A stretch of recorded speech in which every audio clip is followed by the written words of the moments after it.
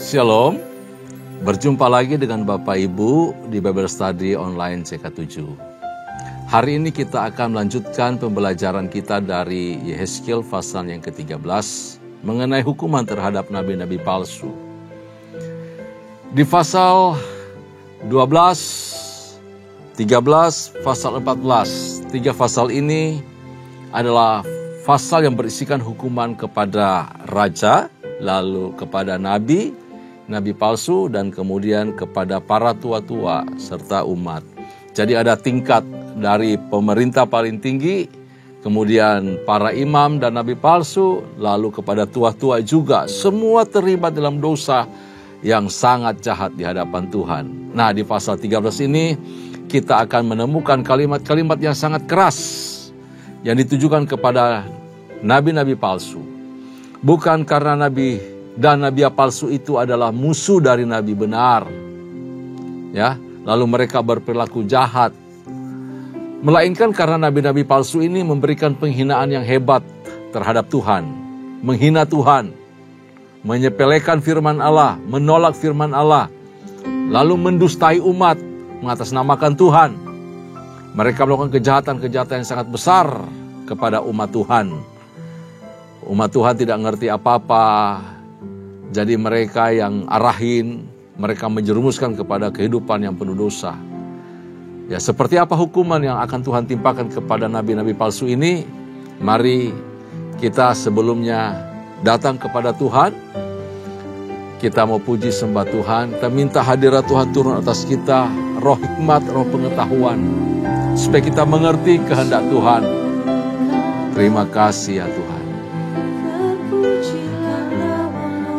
Terima kasih Bapa, terpuji-puji. Kasih karunia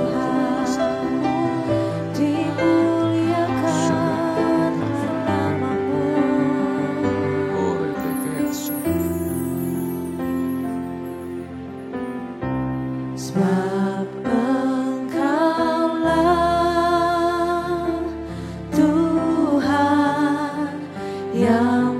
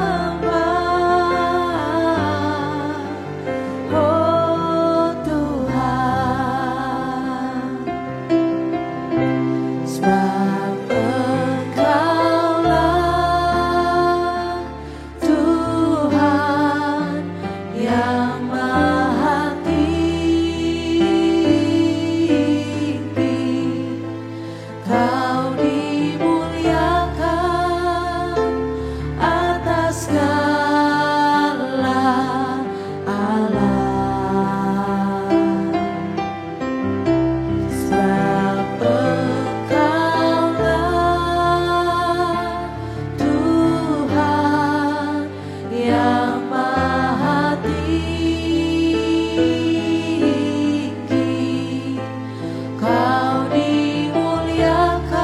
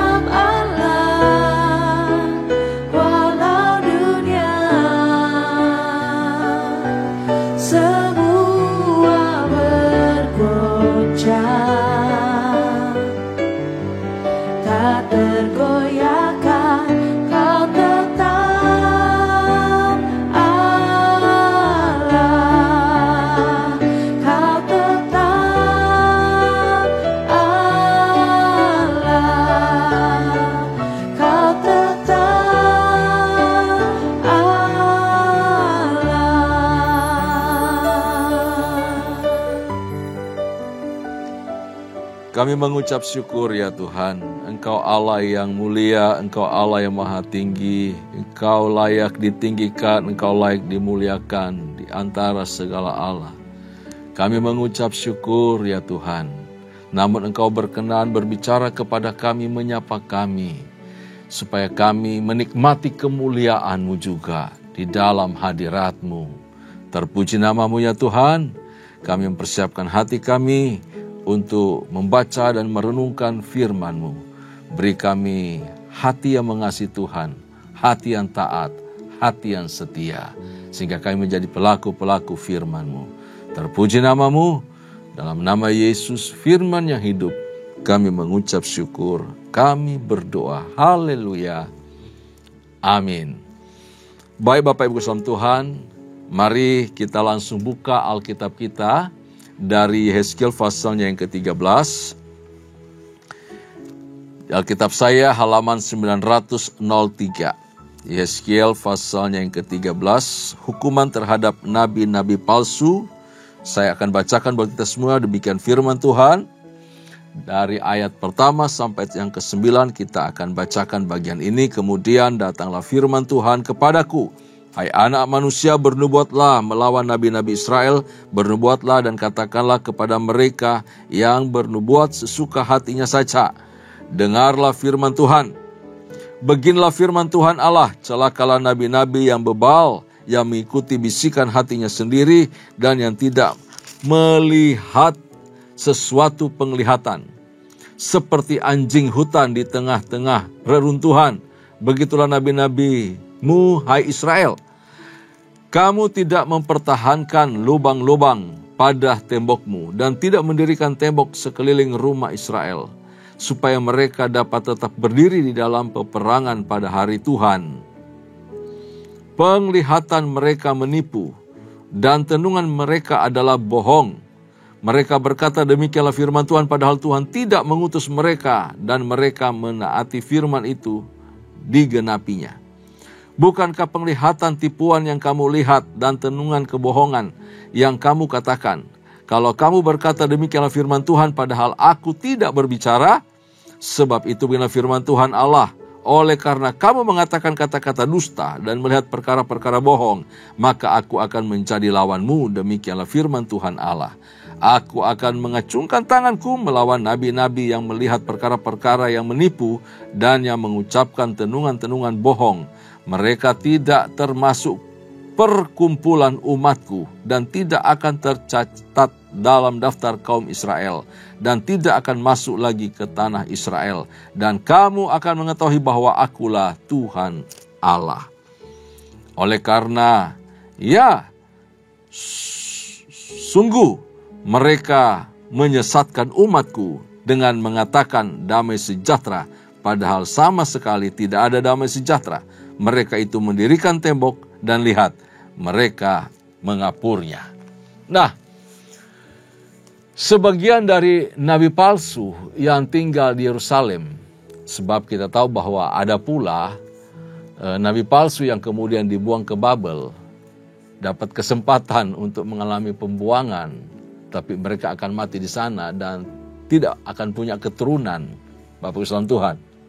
Sebab tadi dicatat waktu kita membaca bahwa mereka tidak akan, keturunan mereka tidak akan tercatat, nama mereka tidak akan ditemukan dalam buku sebagai orang-orang yang akan kembali ke Yerusalem setelah pembuangan.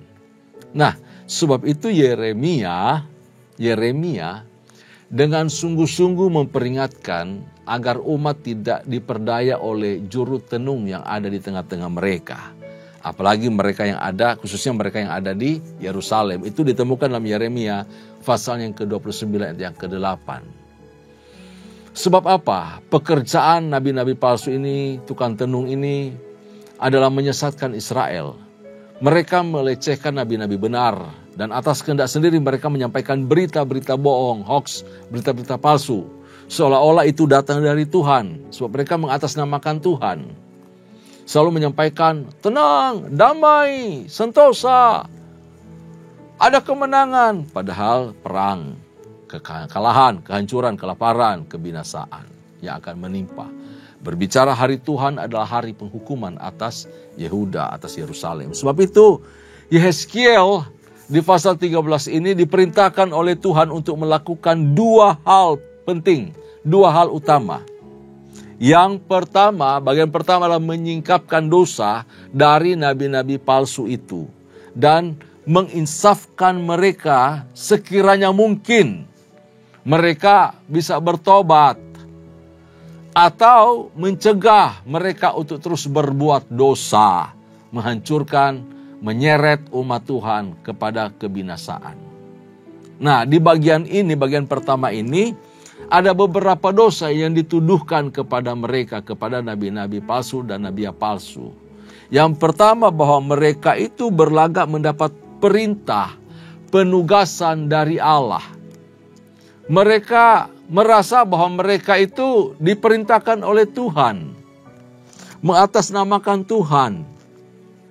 Di dalam berita yang mereka sampaikan, pada Tuhan tidak berbicara kepada mereka. Allah tidak pernah mengutus mereka. Allah tidak pernah menitipkan pesan untuk umat melalui mereka. Tidak sama sekali. Tapi mereka cukup licik. Dikatakan tadi seperti anjing hutan.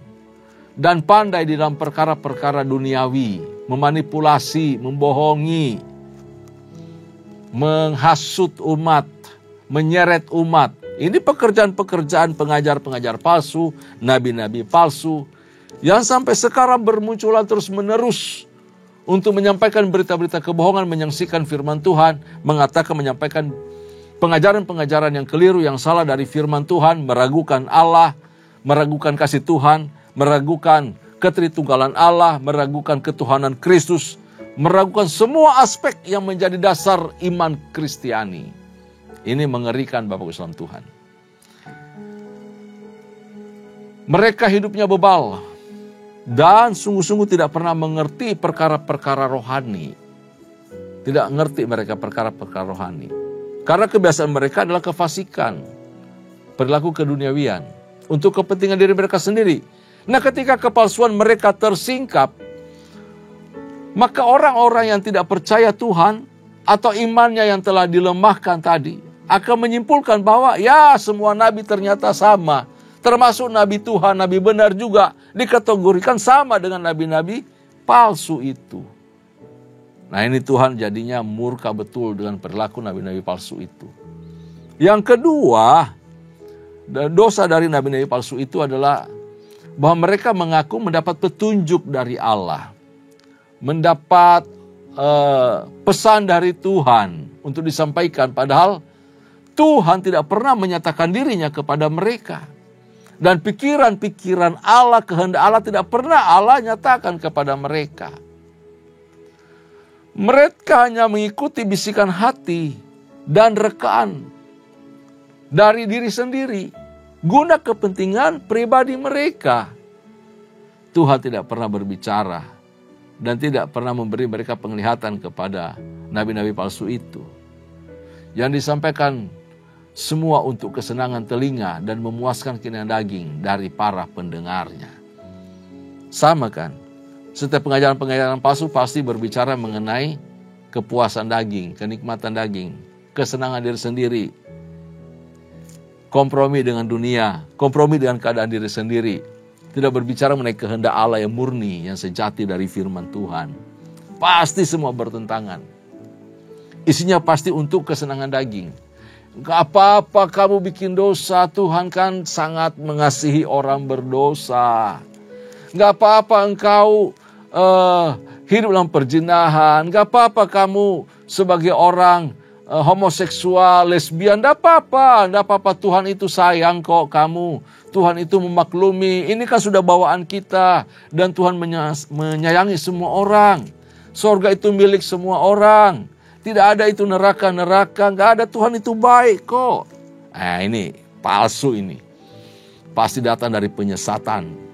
Kalau Bapak Ibu dengar kondisi seperti ini atau berita seperti itu, ingat, Allah membenci dosa. Dan semua dosa pasti ada konsekuensinya. Kalau kita melakukan dosa dan tinggal di dalam dosa, hidup dalam dosa, menghidupi dosa, memelihara dosa, kebinasaanlah yang akan kita tuai. Kita menabur angin, pasti menuai badai. Nah ini firman Tuhan keras-keras, iya betul. Tetapi itu baik untuk meluruskan jalan kita. Yang ketiga, apa yang menjadi dosa dari para nabi-nabi palsu dan nabiah palsu? Ketika datang ancaman dan bahaya menimpa umat, mereka akan lari terburu-buru, menyelamatkan diri mereka, mencari aman, supaya mereka punya perilaku ini sama seperti gembala-gembala upahan. Karena yang mereka kejar cuma keuntungan untuk diri sendiri.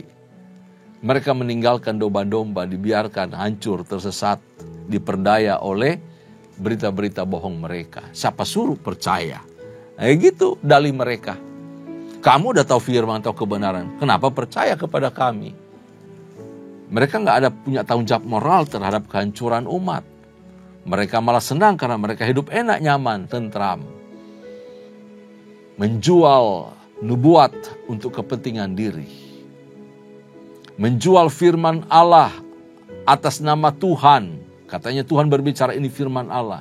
Tetapi untuk kepentingan diri sendiri. Hati-hati. Yang keempat, dosa para nabi palsu dan nabiah palsu adalah mereka membuai orang banyak dengan harapan yang sia-sia, yang tidak ada isinya, kosong hampa. Bahwa kalau Allah berbicara penghakiman yang telah diancamkan, disuarakan, disampaikan oleh nabi-nabi benar, sesungguhnya itu tidak akan pernah terjadi. Kalaupun terjadi masih lama, masih jauh. Kita akan mati dulu. Tenang aja, nikmati aja hidup dalam dosa. Bangun aja usahamu, bisnismu. Tuhan masih kompromi kok dengan kita. Tuhan tahu kita ini sibuk. Nanti ada waktu bisa datang kepada Tuhan. Nah ini nih, dibuai dengan berbagai berita. Wah, nggak akan terjadi. Sama sekali tidak akan terjadi. Penghakiman itu tidak ada. Masa sih katanya Tuhan baik lalu dia menghakimi orang? Enggak lah. Kalau Tuhan baik berarti tidak ada neraka. Nah ini nih, dosa mereka seperti itu.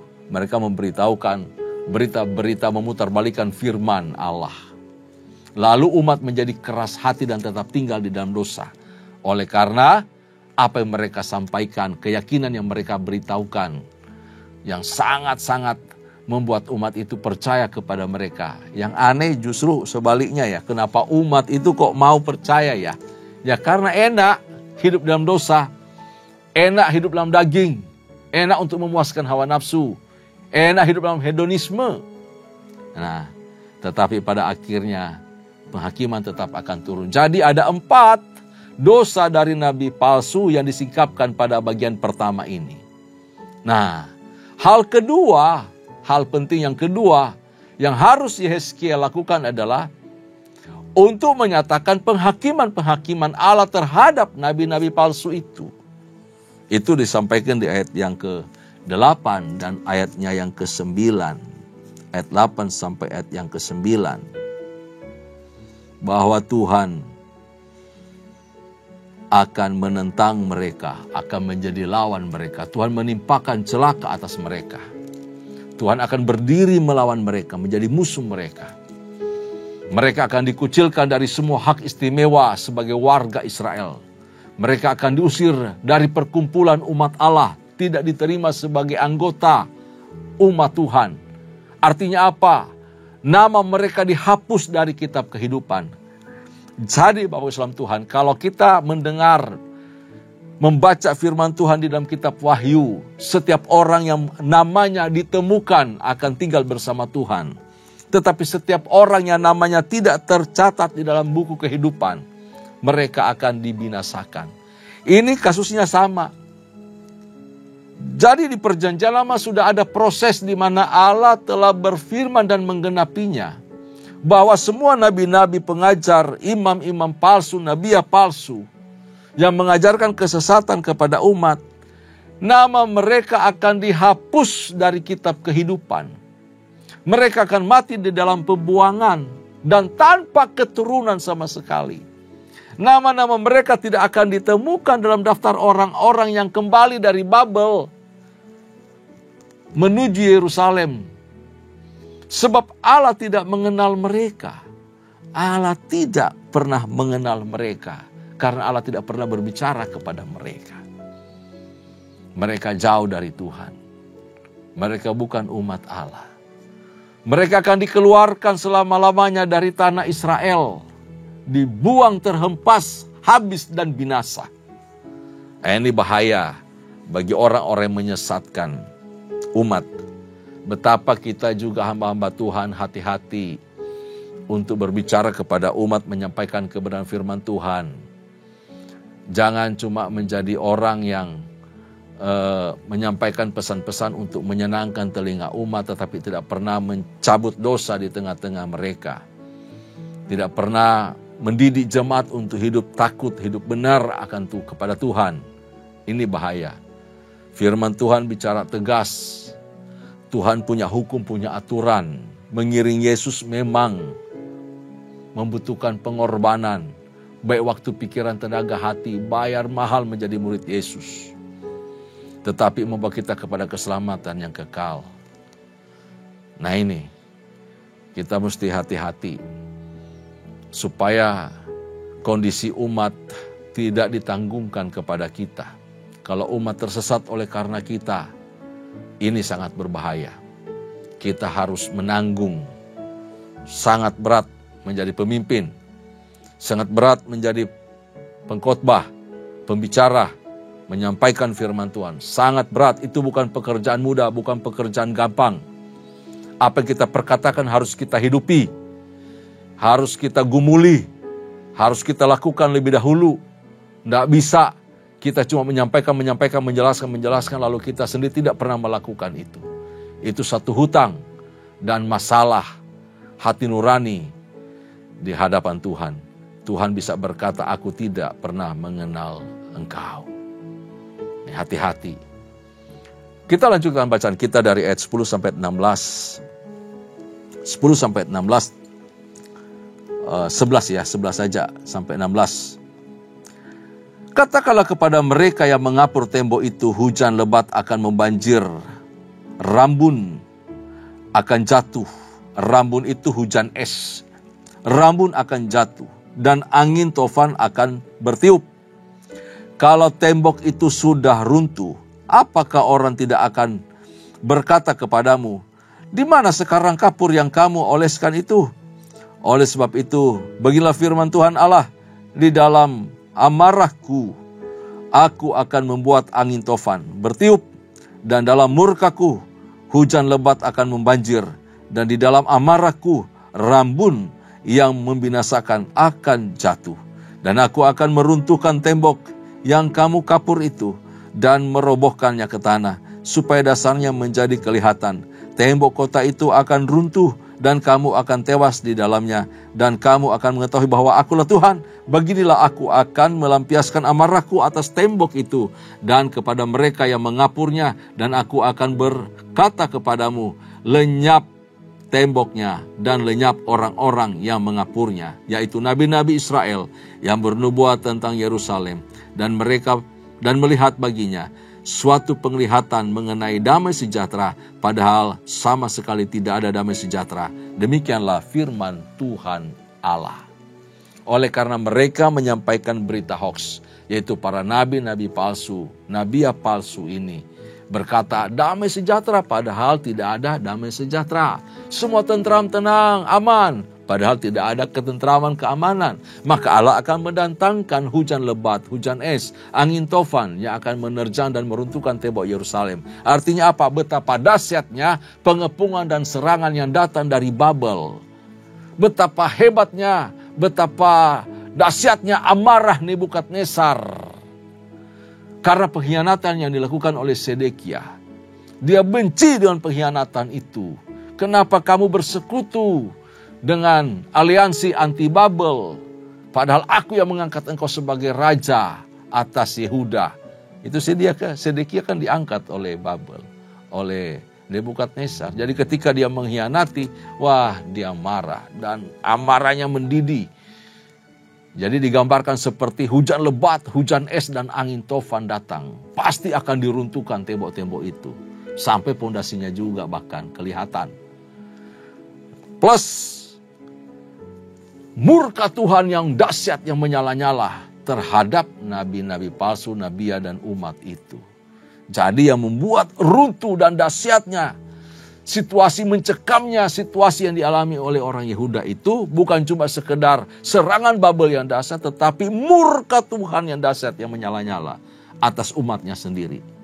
Pertanyaannya, siapakah yang sanggup menahan murka Allah itu? Hati-hati berperkara dengan Tuhan, Bapak Islam Tuhan. Hati-hati, jangan coba-coba, jangan main-main. Menyesatkan anak kecil, salah satu dari anak kecil disesatkan oleh pengajaran palsu saja. Tuhan Yesus berkata begini, lebih baik baginya ikatkan batu umban dan lemparkan dia ke laut. Artinya apa? Betapa berharganya satu jiwa, satu nyawa.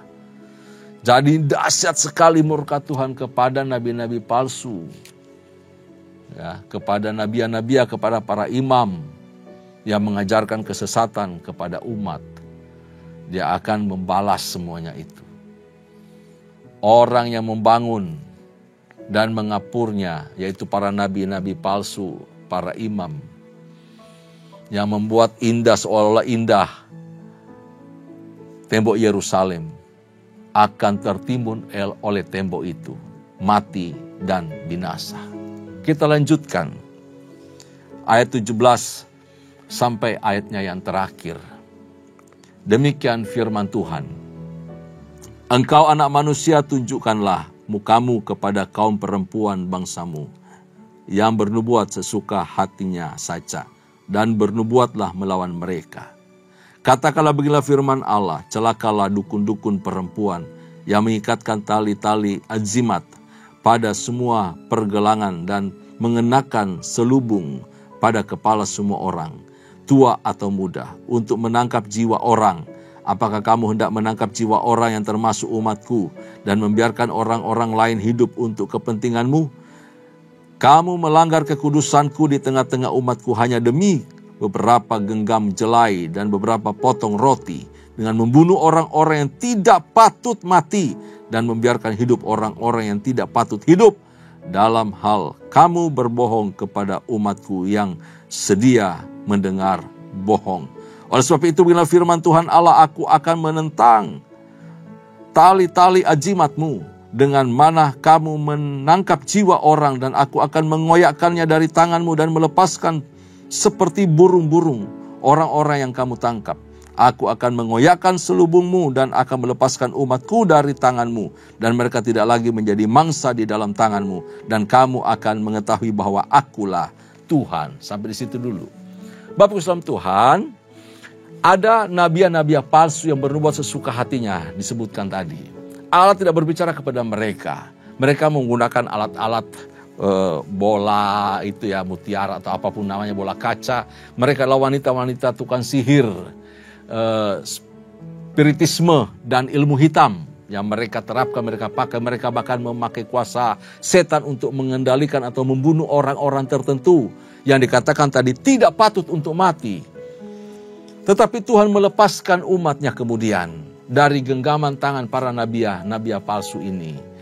Sebab Allah menentang dan membenci praktek-praktek yang mereka lakukan, ketidakadilan, merampas nyawa orang, merampas hak orang, hak hidup orang dirampas sedemikian rupa. Mereka juga melemahkan hati orang benar, merusak iman, sehingga umat itu meninggalkan Allah, percaya kepada mereka punya ramalan-ramalan. Dan tidak hanya itu, mereka juga mengeraskan hati orang fasik, supaya orang fasik itu tetap betah dengan dosanya dan terus melakukan segala kefasikan, kejahatan. Tetapi Allah akan menghakimi mereka. Allah akan melucuti semua trik kebohongan mereka, akan Allah bongkar dan mempermalukan mereka. Tuhan akan melepaskan umatnya dari tangan mereka, membebaskan mereka, supaya mereka tidak percaya lagi kepada para nabi, tukang sihir, spiritisme ini. Ketika umat Allah sadar bahwa mereka telah diperdaya oleh nabi palsu itu untuk mempercayai damai sejahtera yang disampaikan, tetapi padahal bohong, palsu. Ya, sorganya yang diberitahu juga sorga palsu. Nanti di sorga begini loh semua urusan keinginan daging, pemuasan hawa nafsu. diceritakan. Padahal itu bohong semua. Bukan seperti itu sorga. Sorga tidak berbicara hawa nafsu dan daging. Ya, sorga berbicara mengenai kehendak roh. Pimpinan Tuhan, pimpinan Allah, damai sejahtera dan sukacita di dalam Roh Kudus. Maka mereka pun akan berbalik dari nabi-nabi palsu itu dan memandang rendah semua ramalan-ramalan mereka. Tidak percaya lagi. Puji Tuhan kalau umat itu bisa kembali kepada kehendak Allah. Nah, apa aplikasi firman Tuhan yang kita baca tadi? Bahwa dewasa ini orang itu banyak tertarik dengan hasil-hasil yang sifatnya instan daripada proses yang Allah izinkan, proses yang harus dijalani. Banyak orang Kristen menolak sanctification, tetapi percaya mereka akan masuk surga. Ini janji palsu juga ini. Menolak proses hidup pengudusan, tetapi maunya masuk surga. Pertanyaannya, sehat nggak tuh? Kalau ikut firman Tuhan ya itu nggak sehat, nggak benar. Banyak ajaran-ajaran menyesatkan umat. Ya, yang datang dari orang-orang yang mengaku dapat ilham, dapat progresivitas, dapat kemajuan, dapat sesuatu yang baru. Padahal Tuhan tidak berbicara kepada mereka. Tuhan tidak memperdengarkan suara kepada mereka. Tuhan tidak pernah menyingkapkan demikian firman Allah kepada mereka. Tuhan tidak pernah memberi pengertian atau hikmat roh wahyu lalu menafsirkannya seperti itu. Tidak sama sekali. Alkitab itu utuh, sempurna, satu yang lain saling melengkapi. Tidak pernah berbicara di sini, sorga urusannya roh, lalu di kanan, sorga berbicara daging. Gak ada. Firman Allah ya dan amin, utuh, sempurna, tidak pernah ada yang bertentangan. Tapi saling melengkapi sehingga menjadi sempurna. Seperti apa yang Tuhan inginkan kita dengar. Karena keselamatan adalah pekerjaan Allah yang telah disempurnakannya dalam kehidupan orang percaya. Dan terus akan Allah jaga pelihara itu. Bagi kita, untuk kita bisa menikmati kemuliaan bersama dengan Tuhan. Karena itu Bapak Islam Tuhan, tertanam di gereja lokal itu penting. Mendengarkan sabda firman Tuhan, pengajaran-pengajaran yang rutin disampaikan baik di KOM, di KUL, di Bible Study, atau di ibadah-ibadah gereja. Kita harus rutin mendengar firman Tuhan, membaca dan belajar menggali supaya apa kita tidak mudah disesatkan.